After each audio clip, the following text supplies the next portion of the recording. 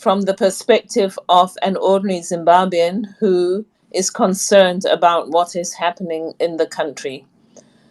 And I simply look at what happens to another Zimbabwean and I ask myself, is this right? Is it right that a Zimbabwean is arrested and put into prison for now 100 days, more than 3 months, without bail and without trial?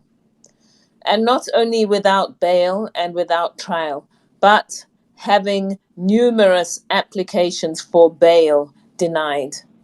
And as per our Constitution of 2013, a Zimbabwean has the right to bail. Now, I understand that the last application, or one of the last applications that was made on Job Sikhala's behalf for bail was rejected without the magistrate giving their reason at the time, and the reasons came later. And as I understood these reasons, the reason was that Job Sikhala has a tendency to be arrested. So my question there was that if a person has a tendency to be arrested, and that is not a good thing, then who is the person who is actually doing the arresting? Surely the problem is with them and not with the person who is the victim of these arrests, especially in a situation where there has never, not once, been a conviction. And so I see that although we have a constitution that really guarantees many rights for Zimbabweans, these rights are not being respected. The constitution is being interpreted in ways that the generality of Zimbabweans often do not think is the actual spirit of the Constitution. And I can say that with some confidence because as we are here today, over 30,000 people have signed a petition that requests that an inquiry be made into the situation of Job Sikhala and the other 15 Nyatsime residents who have now been imprisoned, that an inquiry be made in their case so that we can see fair and professional application of the law. So that means that 30,000 Zimbabweans at least have decided that they will be brave enough to publicly indicate that they are not happy with this situation. So that makes me feel that a sizable proportion of Zimbabweans feel that our constitution is not being respected.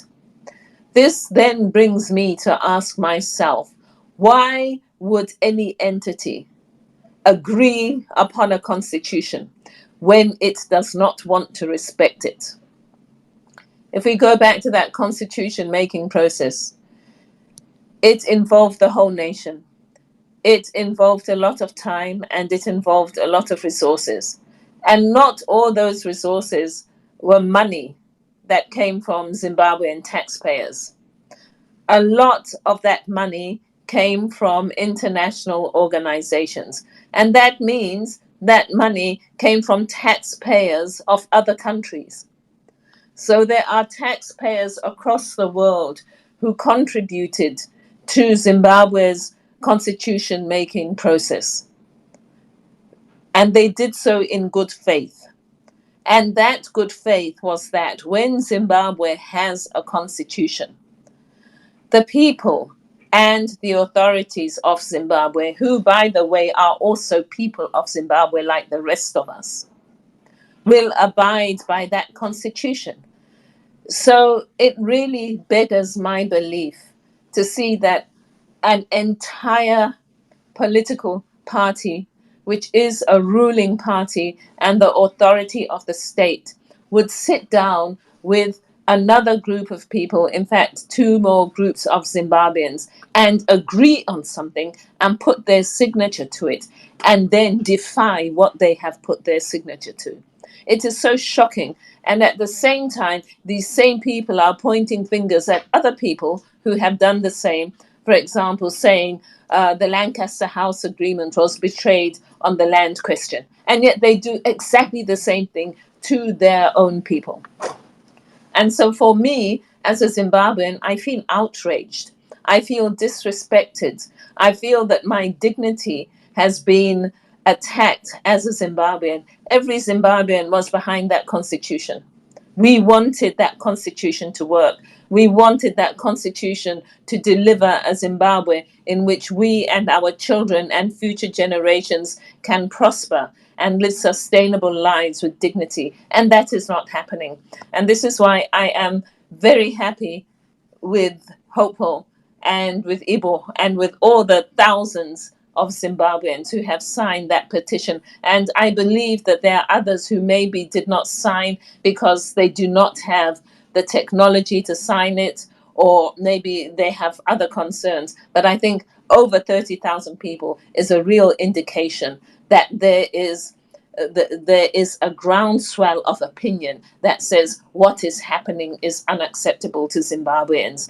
And if we want to prosper as a nation and to be able to engage with the rest of the global community of nations, we do need to put our house in order. And that begins by treating our citizens with dignity and fairness and judicial professionalism. Thank you.